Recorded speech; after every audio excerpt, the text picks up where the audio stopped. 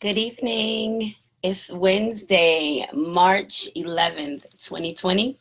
Happy hump day. It's Joycelyn Wells with Joy Exposed. Hi, Stephanie. It's Joycelyn Wells with Joy Exposed, and it's time. You guys don't even know how I think about this all week, and I still have no idea what I'm going to talk about until I start talking. So let's get started with something I'm good at for sure. Three cheers of joy. So tonight I had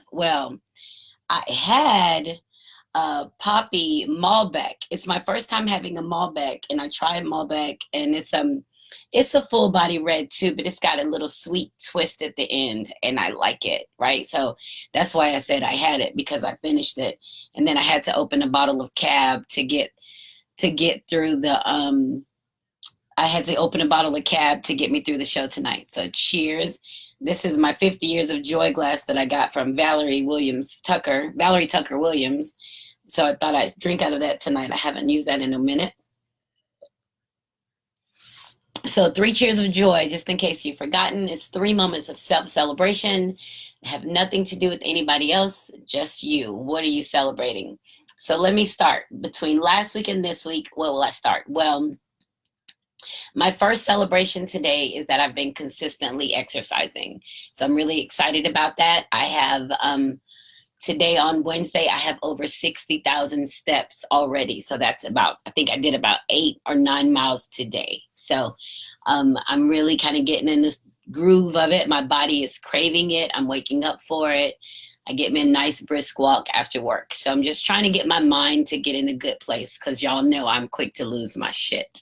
So cheers to walking and exercising every day for more than a month now. So remember, I started with the 30 days of yoga, which I never finished. I did 29 out of 30 days.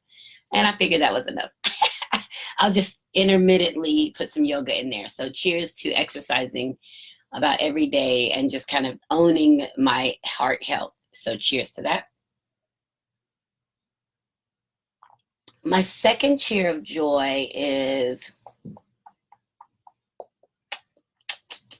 what else am I celebrating this week?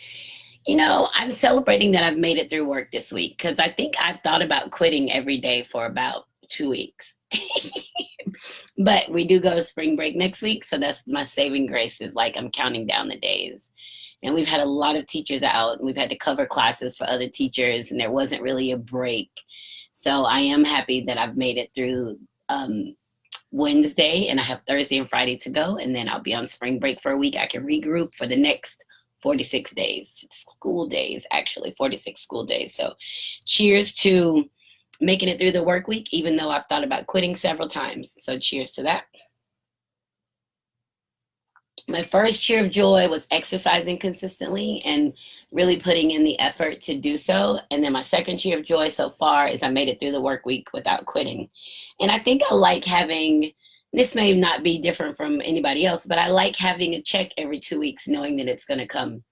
So I'm kind of stuck on that. And we get conditioned that way. And I've been that way since I started working back in 1984, that just wanting a check, right? So, but it's consistent. The insurance is good. The benefits are good. It gets exhausting sometimes. So cheers to that.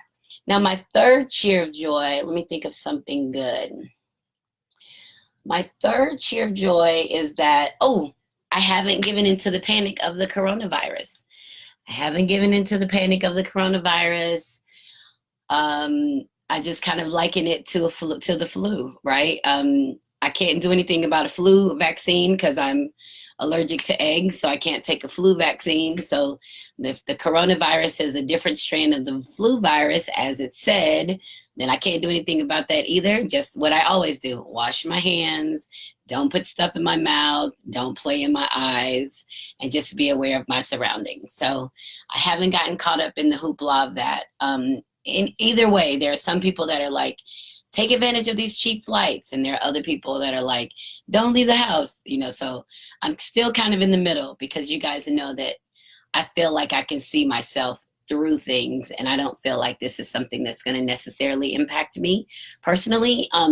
If it does impact me, then it's just time for me to be impacted by it. But otherwise, I don't want to panic about it because there's so much other stuff going on that I don't want to lose any tracking. So those are my 3 cheers of joy. Let me drink to the not getting caught up with the coronavirus hoopla.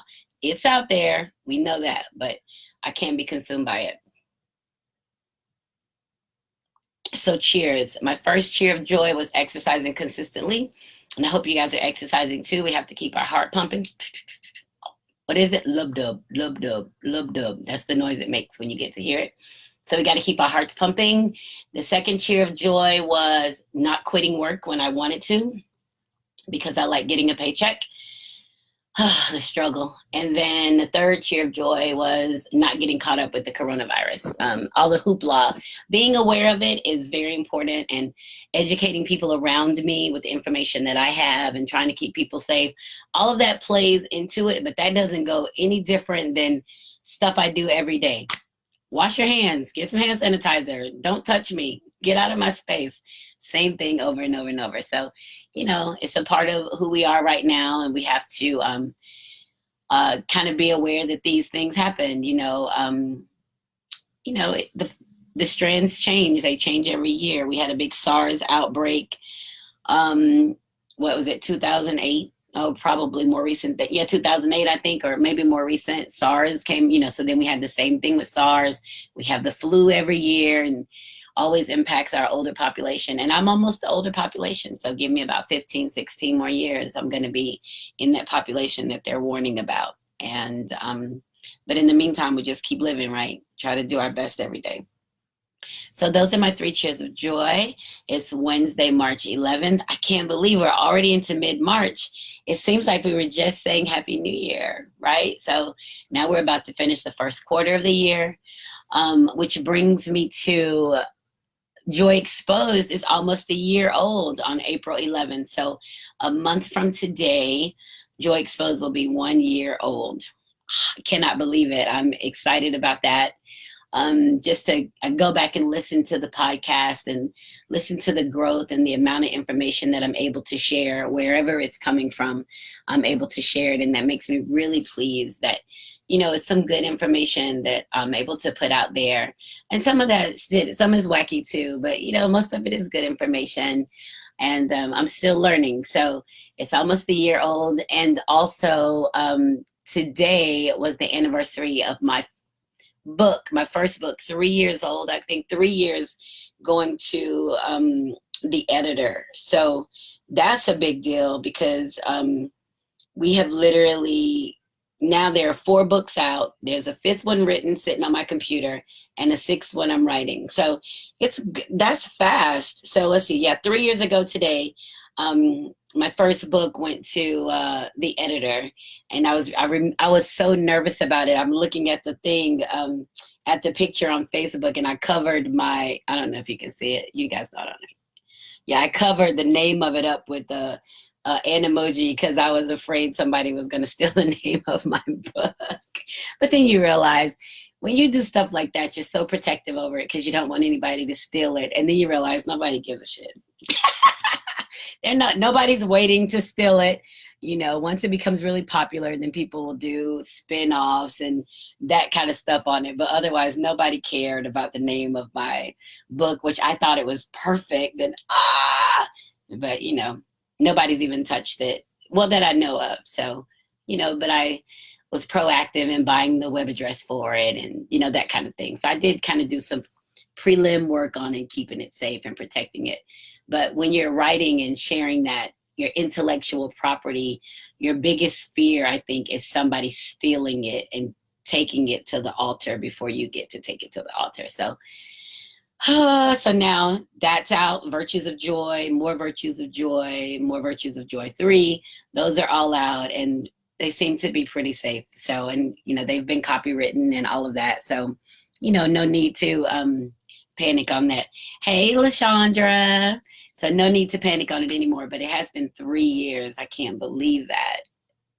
So that should be a celebration. So I'll drink to that anyway. So that means the book, The Virtues of Joy came out in April. I think it was about April 7th. So that's another celebration that we'll have in the month of April. And I guess I'll have to get some prizes and do some giveaways so we can celebrate so much in April. And it'll be springtime, and we're all ready for the damn springtime. I know I am. Hopefully, when the temperatures increase, this coronavirus will settle down because, you know, these viruses usually happen in those humid, kind of cool, those kind of wet or moist, cool months, you know, flu season. And once it get heated up out there, they usually settle down. So hopefully that's going to be the case. But we really don't want to have a summer like this pre-spring that we're having right now. So we'll see. And we'll just keep our fingers crossed and just keep living, right? That's exactly what we're going to do. All right. So let me share a story with you guys. My son is turning 17 on Saturday. Now, I've been the non-custodial parent since he was 6. And so for his birthday, which is always around spring break, he and I always travel or did something together because he was with me, a non-custodial parent. So now he's 17. And I've been trying to make plans for spring break for his birthday for months, right? What are we going to do for spring break? He's like, I don't know. What are we going to do for spring break? I don't know. So I was just kind of like, well, I'm going to chill because he knows we do something. So if he's not making plans, then he doesn't want to make plans, right? So I just chilled on it. So today, when I picked him up, because it's Wednesday, he had a bad day today. So let's see. He called me Sunday. I called him Monday. And I called him Tuesday. I never talked to him Monday or Tuesday. And then I called him again this morning. And he answers the phone. And he's frazzled. It's like 7:30. Hello, hi, Mom. I'm like, hi, son. I was trying to call you back for the last couple days. And he said, blah, blah, blah. He was mumbling something. And then he was like, damn it. And I was like, okay. He's like, I'm just going to have to call you back. And I was like, okay. And he hung up the phone. So I let him go. So I talked to him later, and he just talked about what a bad day he was having. He's like, I overslept. I didn't get up in time to go over my biology stuff one more time. I didn't make the grade I wanted on the biology test. So he's just giving me the lay of the land, like why his day sucked. And I said to him, I said, when you start cussing and acting like that, I figure out it's something that's going to cost me money. Like I figure you broke your phone or you messed up your computer or you know, whatever. And he says, are you serious? And I said, yeah, that's always been the way. And he said, well, you don't have to make my bad days about you anymore. I'm responsible now completely for my own bad days. And today was a bad day. And I was just looking at him like, wow, I've been relieved of my mom duties of recover and rescue, right? So, you know, he and I talked a little bit more. Not to mention, the reason I called him this morning is because I woke up and his debit account, his checking account was negative. And I was like, what? Because his is connected to mine. So that means when his is negative, it pulls money out of mine. And so I was like, what? So I transferred some money to clear that up. And I was calling him to tell him that I transferred him money, which he didn't ask for. And now I'm thinking, maybe I shouldn't have, you know, is that coddling him? Is that protecting him? Should I have waited until he asked me or waited until he resolved it? You know, so I got to really think better about that. Because, you know, the kids have had, I think Joya had her first debit account when she was like 13 and she's 26. So she's always had an account connected to mine. Jasmine had hers and Quentin had his. So that was really kind of my thing, to make sure they had money to spend or access to it. And then they kind of eventually went on and did their own thing. Joya left and she got her own account. Jasmine did the same thing, got her own account. And now Quentin's almost 17. Does that mean it's time he's going to do it on his own and I don't have to kind of baby him through it? Which that's the goal, right? We want to raise adults. So that's my goal, is to raise adults. But I was really impressed that he was able to articulate that no longer was I to make his hard times or his bad days about me. Like I didn't have to feel responsible for his bad days, that he had it. So I was really it took me a moment to kind of process it and to see if I was ready to relinquish that, right? Because, these are your kids, and this is my youngest kid. So that means I don't have anybody else to follow up on, right? So now that, they're grown up and they're taking care of themselves, and he's entering that adult phase where he feels like he can. So I guess I should celebrate that too. So cheers to kids growing up and doing their own thing. Which leads to, when I went to drop him off at home, I asked him, I said, so I said, what are you doing Friday after school? I was thinking that we could all get together and have dinner and celebrate your birthday, because I figured he had plans on Saturday for his birthday, but I'm not trying not to be pushy on it, because he's a growing man and he can make decisions and he can drive, and, he has friends and they got stuff to do, blah, blah, blah. So I was like, well, what if we get together with your sisters on Friday and we can have dinner, celebrate your birthday? I said, and we can kind of throw our family meeting in there, since we didn't get to have our family meeting. And he's like, I don't know, Mom. I'm not really sure of my plans yet. His voice is all deep. And I just looked at him and I just got a little misty. And I was thinking, like, okay. Because you know what? That's what men do. That's what adults do. Adults make their own plans, and I don't want to impede or take over, or, that kind of thing. So it made me a little melancholy, I guess, thinking of him as almost a man and making decisions on his own for what he wants to do. So I could dig that, right? So, we'll see what we do for his birthday. Meanwhile, I'll send him... I'll put some money in his account for his birthday. No one ever turns down money, right? So I'll definitely put some money in his account for his birthday, and just wish him well. And eventually he'll figure out how to celebrate with Mom. We are out all next week, so he'll figure out.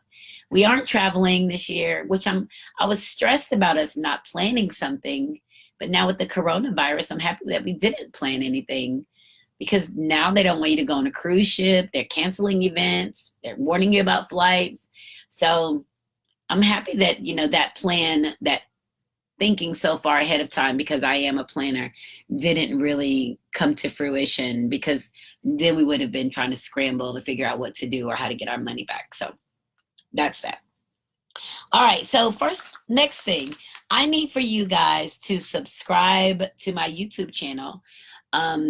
I definitely need you guys to subscribe to my YouTube channel, because I need subscribers. Ta-da! So I'll put a link, and if you haven't subscribed already, please do.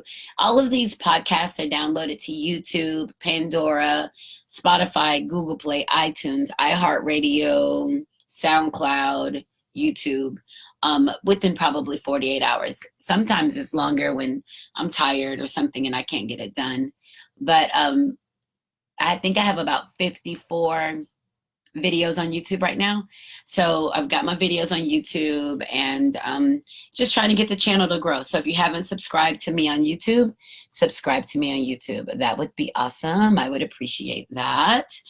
Okay, so let's see. My lipstick tonight is by e.l.f. and I bought this from Target. So if you guys don't know yet, I'm obsessed. Not obsessed in a bad way, but the two things on my body that I tend to, other than bathing and cleaning all the nooks and crannies, the two things that I spend extra time on, my lips and my feet. So I take care of my lips like nobody's business, because they're important to me. I talk, people look at them, I kiss, people, the people I kiss. Yeah, the people I kiss, they touch them. My lips are important to me, so I spend a lot of time taking care of them. And I use lip balms and creams and stuff, and those little scrubs to try to keep my lips smooth. I've always been really particular about my lips. So tonight I use the gloss, and that's funny because sometimes when I wear color, people will send me messages and say, what color lipstick did you have on? Or what was that lip gloss? And I'm like, oh. So I have on an e.l.f. It's called e.l.f. and it's a lip lacquer. And I got it from Target. And it makes my lips look really just smooth and shining. and a little sparkle to them. So I like that one, but I probably own about 20 different lip things, from different colored lipsticks to lip glosses, gold, silvers, something with a red hue, red matte, you know, like I buy stuff for my lips all the time. So I really take care of my lips. And then my feet, I always, always, always take care of my feet. And so that's important to me, like, because my feet take me places, right? So if you don't take care of your feet, shit, and they start aching, what are you going to do? So I'm always taking care of my feet, and I spend a lot of time with them doing some yoga for my feet, and just rubbing them. Even when I'm mindlessly doing something, I find myself rubbing my feet or putting some oil on them, or just kind of wiggling my toes, just keep the blood circulating. And I, you know, for me, it's like, I don't want to get older, and then if I have some kind of disorder, diabetes or whatever, you know, they start, when your blood stops going to your feet, they start dying off, they'll amputate. And I don't really want that. So I'm trying to figure out how to maximize the use of my feet, because they're what take me places, right? So as a matter of fact, on last Saturday, I was sitting outside with some neighbors and my grandbaby and one of the little girls that comes over to visit her grandmother. And we were sitting outside on a blanket, and I literally sat there and polished their toenails. Like, I just think that it's important to teach young people to take care of their feet. And there are a lot of people who are like, I'm not going to touch somebody's feet, and they get all wigged out about it. And I'm like, shit, I'm taking care of my feet. I don't care. I'll take care of my feet. My faceless love, I'm going to take care of his feet. Like, all of that is important to me. And I don't have like a foot fetish, but I am particular about the way my shoes look in my sandals, the way my toes look, the way my feet feel when I'm walking in flats and sneakers and heels. All of that's important to me, and I'm not going to mistreat my feet. So you hear that?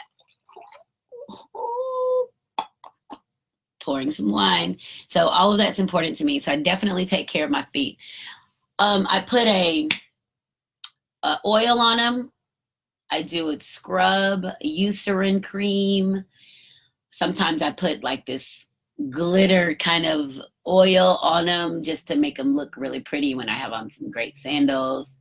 Any kind of moisturizer, I'm constantly rubbing my feet down. Like, they're important to me. And I polish my toes probably once a week. That's my thing to kind of reset too, is I always polish my toes. Hi there, Jasmine. Hi, Miss Diane. Yeah, so I always make sure I take care of my feet. And I, you know, even my grandbaby, she knows, she's 3. And when it's time to polish toes, she sits there and she lets me polish her toes. So that's important. If you don't take care of your feet, you should start. It's very important. And if you're in a relationship, make sure your partner's feet are taken care of. You take care of his, and he takes care of yours, or whatever. But pay attention to the thing that's going to get you places, because your feet will take you there. Yep. Your feet will take you there. All right. So that's that for my little thing about feet. I didn't even mean to plan to talk about that, but oh well, here we are. And this is what we do. When joy is exposed, everything just feels better. Right? So one of the things I talk about on the show, I'm going to talk about this real quick because I want to spend some more time on it later. One of the ladies I work with, she's a phenomenal lady. I mean, she is a Christian devout, and she walks the walk, right? She talks the talk, she walks the walk. That's who she is. However, not however in a bad way, but she and I have connected and become friends at work. And so she knows that I too believe that there's something greater to me, and I don't necessarily have a label on it. Christianity, God, I use all of it interchangeably. I talk about the universe. I talk about God. I talk about Jesus. I talk about being a Christian. I talk about all of it interchangeably, because I don't feel the need I have to define. I don't have to define what it is I do. All I know is there's something greater than me, and I'm walking in the light. I have a purpose here, and I'm walking in the light. So she and I have connected. We've had some amazing conversations, and we've become friends. So hold on, my grandbaby's trying to break into the door. Let me let her mommy know. So I have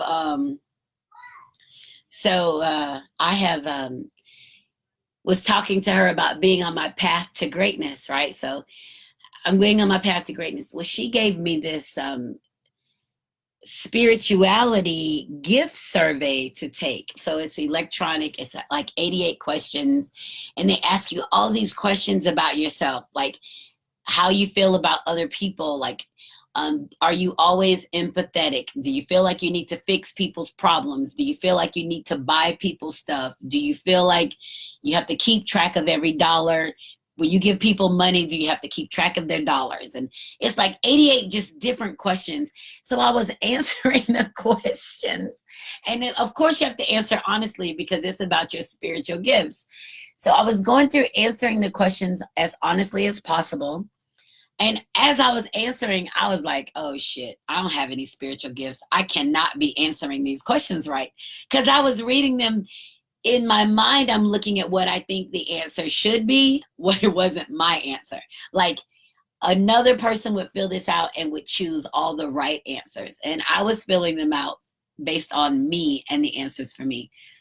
Well, I got through the whole survey and I just realized, I just thought it's going to be like heathen. Like it's going to be like, you're a heathen. Get the hell away from anything. You don't have any spiritual gifts.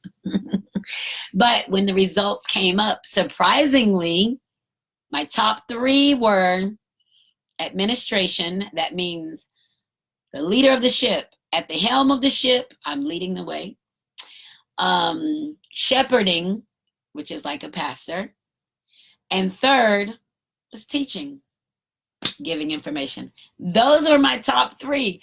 And I started laughing because I realized even in my writings and doing the Joy Exposed and interacting with people, in a sense that I'm not looking for a financial something, right? So I'm not seeking money. I'm open to it for making a living, of course.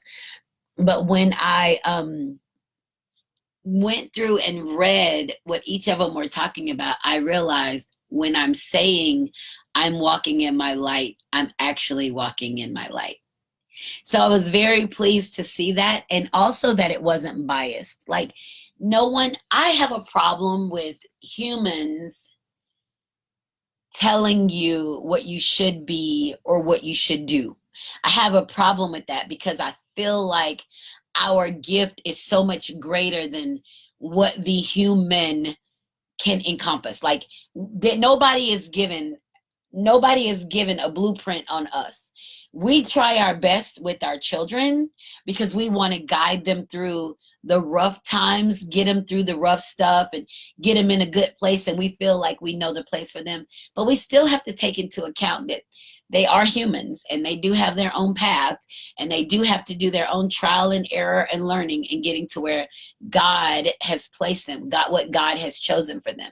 So we have to be careful and not be overbearing with our children and them doing what we want them to do, but guiding them in a direction of doing the thing that's of them, that they have been chosen to do. So I really have a problem with people telling you what you should do. And I've been like that for a long time. I mean, I'm talking my mom, my dad, my granddad, my uncle, I literally have a problem with people trying to tell me, oh, I see you doing this, or you should, because I feel like a lot of that is self-serving. So I'm reluctant to offer my earthly opinion on somebody's movements. Now, because I am in a position of leadership of children, I do have to guide them on doing what's right, integrity, character, teaching, decision making, critical thinking, how to accept the consequences, how to accept their actions, those things. But to literally put them in a place of saying, you do this or you should do this when you're going to grow up to be, that to me is self-serving. And that's not a gift that I have. Like God hasn't given me that because I don't get to see the whole picture of anybody. I only see me, and I see it in bits and pieces because the stuff that's behind me, if I haven't learned from it or picked up some wisdom and from my experiences, then I'm lost in that too. So that's the thing that I'm supposed to do with that. So Taking this spiritual gifts inventory was really good for me. And I would suggest it for anybody. If you're looking to find out what your spiritual gifts are. Now, it's not hard set in stone.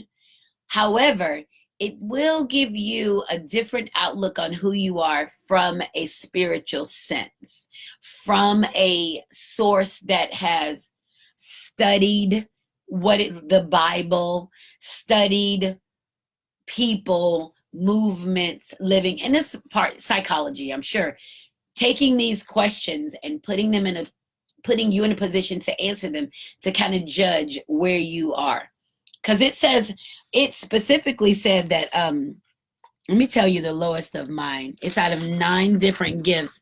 My lowest was serving. My lowest was serving, and giving was 10, and mercy was 10. So I was tied. So my 3 lowest was serving, giving, and mercy. And remember, this is what's funny. I'm telling you guys this. Remember, I said when we talked about Kobe Bryant, I don't have a sorrow place. Remember, I said that very specifically. I don't exist in a place of sorrow. So sorrow. So I don't have a mercy. This is what you chose. Knock yourself out. Like literally. So that's kind of funny that mercy was towards the bottom for me. And then serving is for the bottom of me too. Because that's not me. Like, it's literally not me. I'm not going to serve. Like, not that I can, I think, and I have, but it's not a place that I will stay for very long. I think the person who has the most luck of me serving is probably my husband, wherever he is. He's going to be the person that has the most luck with that, because I don't feel obligated to a space of servitude. Even when I wrote in my book about being a dominatrix, I wanted somebody of servitude as my, oh my God, what do you call it? Oh, I wanted somebody in servitude to me, right? So I was the dom, like I needed somebody to serve me. So, and that's for real, right? So all of these things, they seem kind of crazy and offbeat, but I can go through and look I can look through my life and see why these things fall at the bottom, because they're just not me. It's not who I am, and I'm honest about it. So we have to, kind of pay attention to those. So if you're interested, look online and do a spiritual gift survey. It was a lot of fun. And I don't know that I learned a lot about myself. It definitely reinforced things that I already knew about myself. So I'll go with it there. It definitely, can I put the link up so we can take, yeah, absolutely. I'll put that up, Melissa. I'll put it up. Sure will. So it definitely reaffirmed things that I thought I knew. And also when I say that I'm walking in my light, I've found it. I'm walking in my light. These are my areas of strength. These are things that are coming natural to me, and I'm finding a way to put them out there to offer leadership. And I say, what do I say? I'm leading people to freedom, one publication at a time. You want to get to a place of understanding who you are? Keep rocking out with me. We'll do it 1 week at a time. So we got it. All right. So that was my spiritual gift survey, and I'll put the link up so that you can do that. And we're going to get on to our hot topic for tonight, and it's about moving forward here. It's about cheating, right? So, this comes up a lot, and I had usually as a woman, when I'm talking to a woman about her man cheating, or even myself, if my guy is cheating or has cheated, and I don't really like to use cheating as the descriptive for a couple of reasons. Grown-ups make decisions. So if my man decides to spend time or be with somebody else, he's not cheating me out of anything. That's a decision that he's made. Whatever he's doing isn't taken away from me. So that's how I look at it. A lot of people don't see it that way. They see it as cheating. So I had a conversation today. Early this morning. Y'all don't even know half the shit I'll be talking about. So I had a conversation this morning with a woman who was talking about, she was dating a man, but he was a liar. So that's easy. So she was like, well, I don't know if I want to keep dating him because he's a liar. Well, a man that's a liar is what? A liar. You don't have to decide if you want to keep dating him. Now, if you're dating a liar and you know he's a liar, that means you can't complain about what? His lying, because you dating him is accepting that he's a liar. Well, when she went on telling me about him and being a liar, she just kind of was saying how she doesn't really judge anybody about their sexual preferences, and people can do the stuff they like to do. Now, as a heterosexual woman, I was thinking, well, he must really like some freaky stuff if she's talking about his sexual things he likes and she's not judging him. So we go on to talk, and she says he wants to be into her. He's interested in only being with her, but she doesn't believe him. And I'm like, well, why don't you believe him? She's like, well, his mama told me he's a liar. He was lying when we were together. He's going to still be lying, hiding and sneaking. So I'm like, what kind of man just lie like that? Like, damn, if you know you're going to be out with other people, with other women, be out with other women. Like, hey, I'm just trying to kick it with you, but we're not together. I'm going to do some other stuff. That's me. Remember, no mercy. Be straight up with me, right? So I'm like, well, how do you know that he's seeing other people? She said, well, she came across a video that was on the computer of him in a sexual act. And I was like, oh my God, he just had it up on the computer? Like, what kind of crap is that? Like, ain't it private? Like, don't you keep your videos on your phone or hidden somewhere? Like, on the computer, not even your computer, somebody else's computer, it's on there. But now that I'm thinking about it, maybe he wanted her to see. Anyway, he's got this video on the computer of him making love to a man.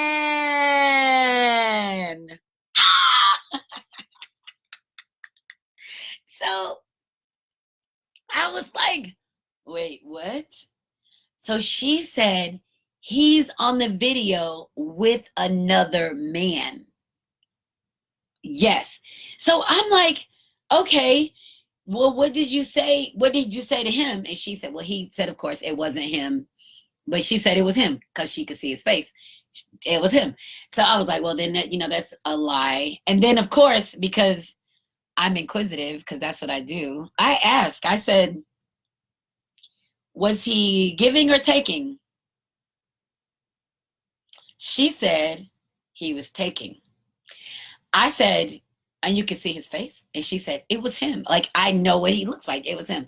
So I was like, well, why won't he just be honest and say he's bisexual? Like, why won't he be honest and say that he enjoys being with you and he enjoys being with men too? And she said she doesn't know. So we had a whole long conversation, probably 30 minutes talking about it.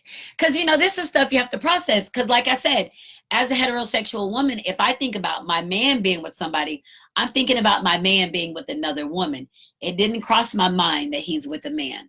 But I think that's pretty prevalent these days, that people get to share in that way.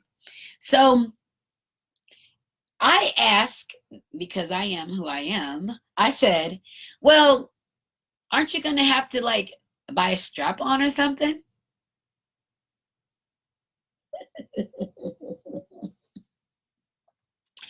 Well, you have to get why don't you try a strap-on and see if he likes that? That might cut down on it. And she said, I did. I said, oh, I bet he liked that. And she said, yeah, but so did I. I was like, okay, y'all boundaries outside of the scope of my mind. So all that to bring up this topic of cheating. What does it look like to you? People are very streamlined, like they're very narrow in their thoughts on what sharing their partner looks like, and if they would be open to sharing their partner, male or female. So we have to kind of consider that. I saw a post somebody made, and it was talking about how women, married, single, go on girls trips and they go get drunk and hang out and they play around together, right? So you got two women or three, a group of women go out, hang out, party. And I mean, I've been around women, and I've written about it in my book. I've kissed a woman before. I've seen women and thought they were attractive and wonder how they smell. So I don't really have issues talking about that kind of stuff. I don't even have an issue with the idea of being with a woman. I just haven't been with a woman. And I'm not interested in being with a woman because I love men. But I don't have a problem with it because I know how powerful it is being in the presence of someone who's sexually enticing, that you're attracted to. So I don't knock that. Like, people do what they want to do. That ain't for me. Like I said earlier, I don't judge anybody. I can't. It's out of I can't judge. Like, I'm not even capable of it. So when people do stuff that feels good to them, whatever it is, and they engage in situations that they find pleasure, and we are of the flesh, we're flesh, and our flesh will respond before our mind does. So I'm trying to figure out, what does it have to look like for a man or a woman to choose to be intimate outside of the structure, the confines of their relationship? Would you want to know prior to your partner going out and being with somebody else? Or would you rather they did it and didn't tell you about it? Or would you rather they did it and then they told you about it? So those are questions that I have. Like, what does that look like to you? I think, I'll use me because, y'all know I'll tell it all. Don't bother me. I think that if my guy decided that he wanted to be with another woman, I don't think I want to know. I honestly don't think it has anything to do with me. I think if he chose to be with another woman and he took into consideration that we're in a relationship, that my safety, our safety, is of importance to him, and he's going to protect us. Now, that being said, if our relationship is that way, that also means that the standard is set that I could share myself with another man if that's what I chose to do. I firmly believe men set the standard for what the relationship is. Now, the difference with men and women and being in these extra relationships, those side quickie sex $40 things, they don't mean shit to men. Men aren't going to tell you that because they don't want you to think they spend $40 for some quickie sex or some head, but they do. And those things don't mean anything to men. Women, when they're found out, their women have a bigger problem with it because they spend more time talking about it than the man even cares to hear about it, because he doesn't care. Once it's over, done, he's done with it. He doesn't even have to go back to it again. The problem comes in when men develop these emotional relationships outside of their marriage or committed relationship that they're in. That becomes a problem because then they're living this kind of duplicitous kind of life. Like, they got this over here and then they're managing this over here. And then that's really fucked up place for a man to put a woman in. And women do it too. Women are married and then they've got a boyfriend. I mean, everybody does. I think that everybody doesn't, but a lot of people do. I think the most important thing is recognizing that you're an adult and you have to decide the best thing that's right for you. And you're responsible for letting the other person know. It's not a sneaky quickie thing, right? It's kind of like, hey, I'm in this relationship. I'm seeking something else. I'm not being fulfilled right now, or you got to be able to try to talk through it. The more you talk through these things, probably the closer you're going to get with your partner, because you're sharing intimately and openly about things that you want. And it's not as simple as sex. Sex in itself is a basic physical need. And if you're dealing with someone who's driven by sex, just a basic sex without an intimate, loving, sharing, they're in a basic space. They might as well be just now discovering sex, and that's the only thing they want.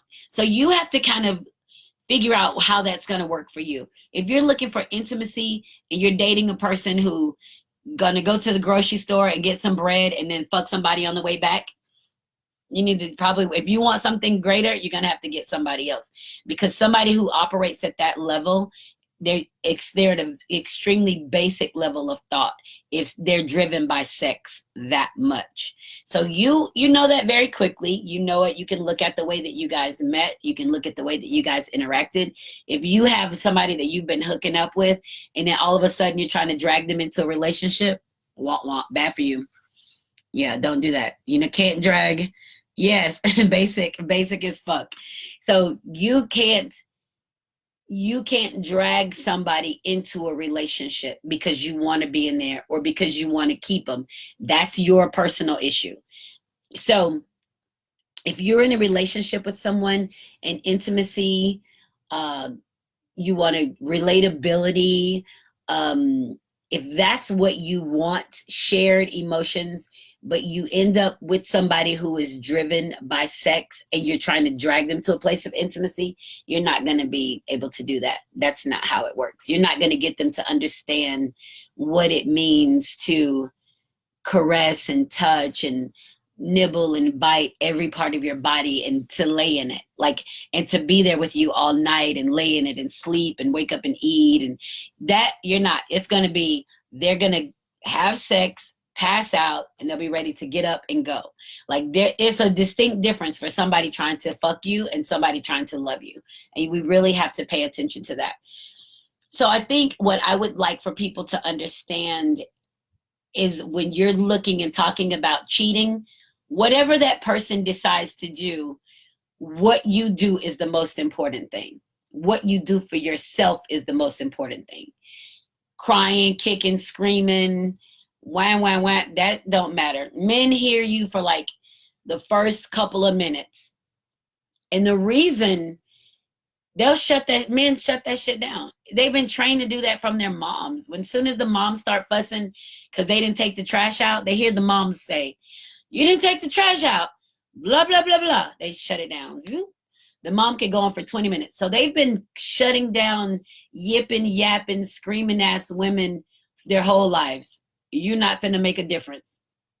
I don't care. Hit them, get in front of their face, knock their hat off, throw the PlayStation, whatever their thing is. They still don't hear you. That shit don't mean nothing to them. They shut that shit down. So you have to figure out the best thing for you. If your partner decides to be with somebody outside of you, that's their decision, and there's nothing wrong with that. You have to decide what's going to be the best thing for you. If you're like, I don't like this, I'm out of here, then you don't like it and you're out of it. Because remember, you can't change people. They have to want to change on their own, and it's not going to go away. If a man cheats once, he's probably going to cheat again. It may not even be with the same person. It could be with a different person every week. It could be with nobody. It could just, that's who they are. People are who they are. You can't change them because you want them to be somebody else. And you have to respect who they are in that space. So we have to make sure that we pay very much close attention to who we are in a relationship. The other person, it's yummy and good to have them, but if they're not bringing you pleasure, or they're causing you pause, or they are upsetting you, or you feel mistreated, or you feel ill-used, that's on you to get the hell out of a relationship. Don't expect them to change and to give a fuck about how you feeling, because if they're selfish as hell anyway, that's who they're going to be. They're not going to change up because you're unhappy. They're going to try to do it smoother and better the next time. So if you don't like it, you can leave. I remember a few years ago, a friend of mine, her husband was caught in a situation. He was supposed to be somewhere, but he was somewhere else. And she was saying to me, he said he was going to be here, and he was at this hotel, and I know he was with a woman. And, so she's giving me the whole rundown, and I'm sitting there listening to her. And I said, "What you going to do? You going to leave?" And she stopped and looked at me. I said, "Are you going to leave?" I mean, her husband was making like $1 million a year. Like, "Bitch, you gonna leave? Like, what? I said, "Are you gonna leave?" And she just said, "No, I said, then fuck it. You're not going to leave. I said, so you have to let him know in no uncertain terms that you know. Not argue, fuss, yip, yap. I said, you go to him and say, hey, I saw blah, blah, blah. It made me uncomfortable. And I no longer feel like I can trust you with me in this marriage. I said, and don't say shit else after that. I said, I guarantee you, you won't be in that situation again. The one thing men don't want is to think that you don't think they can take care of you. Men who love you, men who've chosen to be with you, not the ones you've chosen and trying to drag them into relationships. The ones who have chosen to be with you want you to know they can take care of you. That's the beauty of men. Men want you to know they got you. So when they feel like you don't trust them to take care of them, to take care of you, oh, they switch that shit up quick. Because they're not interested in feeling like, I don't need her to think that I can't take care of her. This is mine. This is my woman. Whether I did this or not had nothing to do with her. I need her to know I got her. And that was that. That was last conversation we had. She and I even talked about it. Because remember, I don't have any mercy. So you can't keep talking to me about the same thing over and over. That's my rule of 3. First time I listen. Second time I got a solution. Third time I want to know what you did with the solution. After that, fuck it. You can't talk to me about it no more. I don't have no mercy. You got to be ready to fix it. You got to be ready to fix it. But you don't get to pull me into it over and over. So if you know you're going to stay in a relationship where your husband or wife, and I'm going to say husband and wife, because sometimes people in these boyfriend-girlfriend relationships, they just assume these roles. Don't nobody really want them. She's saying he's my boyfriend, trying to drag him into this. He going along with it because it's convenient. She got a nice place to live.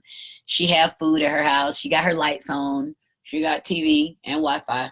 So he'll go along with it, But when you have a commitment to somebody and you want to stay, regardless if this person has stepped outside or chosen to do something to satisfy their carnal moment, if you're going to stay, then you're going to stay, and you're not going to bitch about it every day. You're going to let it be known, I know there's some bullshit, and then you have to decide. You let that go. You already know then that he has established that you two can go out, or she has established that you two can go out and share intimately with somebody else. And there's an understanding in the relationship that that's not a problem. Men establish the roles, the boundaries within the relationship. So if a man decides this is what we're going to do, whether it's coming in late at night, if a man come in at 2, that means you can come in at 2. If a man sits on his phone late at night talking in the kitchen in hushed tones, then you can do the same thing too. When men realize that you understand the power that they have in a relationship and establishing these roles and guidelines, they'll very quickly shift them to accommodate something that they would prefer from their wife. That's the leadership. That's the men setting the guidelines and being the leaders and you following. They understand that. It's not a double standard. It's not I can do it, but you can't. All that comes with respect. Having respect within the relationship. So don't get caught up when people are having these conversations about cheating and blah, blah, blah. Don't get caught up. That shit is basic. And relationships are so much more than that. Like, you think of it like this. You think you don't want your partner to cheat on you, but do you want to put an enema in your partner's poop in their bottom when they can't poop because they're so sick, or they had to have surgery, or you got to wipe them? Think about shit like what does it mean to take care of this person? It's not just the sex. And when we get lost in that sex space and screaming and crying and all this, it's a waste of fucking time. You might as well leave that relationship. I'm telling you what. Please don't nobody ever come to me talking about me being with their husband, or I done been with their husband or their boyfriend. Please don't even come to me. And please don't even go to another woman talking about that's a waste of fucking time. And that's a person who's lost, trying to figure something out. Ain't nobody getting caught up in that shit.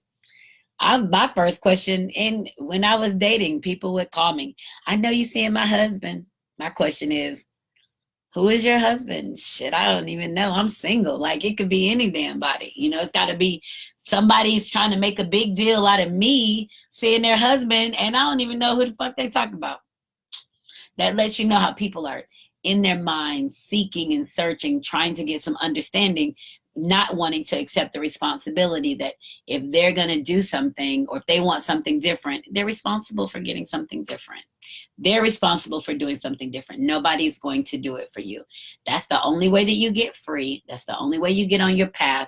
That's the only way you get to being of your purpose. When you understand your steps are your steps and not sitting up waiting for somebody to move you or you to drag somebody into this space and you're still miserable dragging them in the damn space.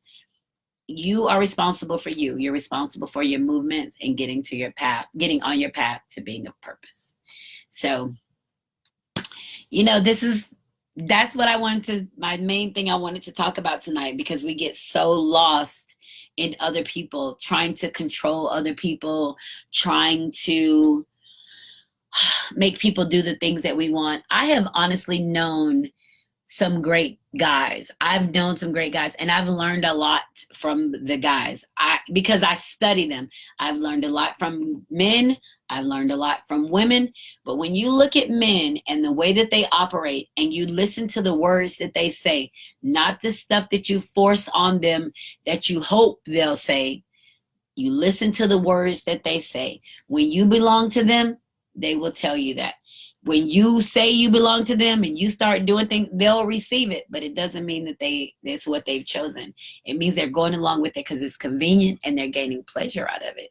So we've got to pay more attention to the words that are coming out of somebody's mouth, and we've got to wait for men to come for us. We've got to put ourselves in a position for men to say to us what they want from us, and not for us to just give it to them. Because when we give it, then we get stuck in it because we feel like you've done this. I've done this and I've done this, and we've been together for this long, and we've been out to eat, and he spent the night and I spent the night, and we did this and this and this and this. Women build up this whole big thing of what it is with the men, and the men can walk away from that shit and be like, hey, you spent 3 months with a motherfucker, and be like, oh, my girlfriend in town this weekend, so I'll get with you when she leave. Then a bitch mad like your girlfriend, then you want your feelings to be hurt. But he's not said anything to you the whole time to make you think that you were the girlfriend. That's our mind putting these roles and ideas on what we want from the men, instead of allowing them to tell us and to take us and to come for us, right? We gonna take the lead on it. Well, stop taking the fucking lead. It's exhausting and it's disappointing. It is. Men are men. When they want it, they'll get it. So, you know, guys and people always talk about shooting your shot and blah, blah, blah. Man, please. Don't get caught up in that shit. You shoot your shot at 100 motherfuckers. Let me tell you how this works. A woman shoot her shot at 100 motherfuckers. 100 motherfuckers will bite. 100 of them, guess how many they gonna shoot their shot at? 2, maybe. That means they're being more discerning at who they shoot their shot at.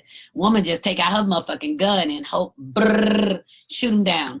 Every one of them. That's how we do. But that's because we're capable of all. We feel like we're capable of all of them. But they know who they're capable of. And then we're disappointed when we've done that and they don't measure up, or they're lacking, or they don't have. So, you know, you don't want somebody to step out on you or to share intimately with somebody else. That's not up for you to decide for them. They got to decide it on their own. You have to decide what it is you're going to do. So it's Wednesday, March 11th. Happy Hump Day. It's Joycelyn Wells with Joy Exposed. Remember, when Joy's exposed, everything just feels better. You can download any past episode from iTunes, Spotify, Google Play, iHeartRadio, Pandora, SoundCloud, YouTube, and Google Play. I think I said Google Play. Yeah. All right. So anyway, I'll see you guys next week. Mwah. Bye.